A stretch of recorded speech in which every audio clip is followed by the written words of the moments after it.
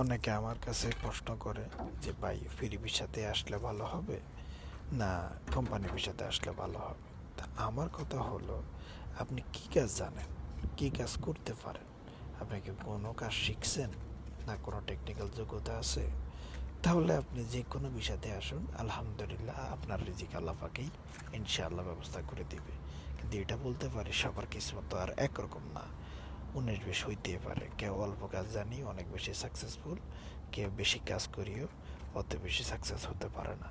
তো দেখেন আলহামদুলিল্লাহ আমি একজন ইলেকট্রিশিয়ান বা মেনটেনেজার হিসেবে এই কোম্পানিতে আছি, কিন্তু আলহামদুলিল্লাহ কখনো আমার ভিডিওতে আপনারা দেখবেন আমি টাইল লাগাইতেছি, কখনো দেখবেন গড়পাতার তেজ করতেছি, কখনো দেখবেন সাব বাকার লাইন দিতেছি, আবার কখনো ইলেকট্রিশিয়ান, কখনো ক্যামেরা মেকার, কখনো আপনার যত টেকনিক্যাল যত কাজ আছে আলহামদুলিল্লাহ আপনাদের রহমতে, আপনারা দোয়ার বরকতে, আল্লাহর রহমতে আমি আলহামদুলিল্লাহ সকল কিছু পারি বিদায় কোম্পানিতে আমার একটা মূল্যায়ন আছে।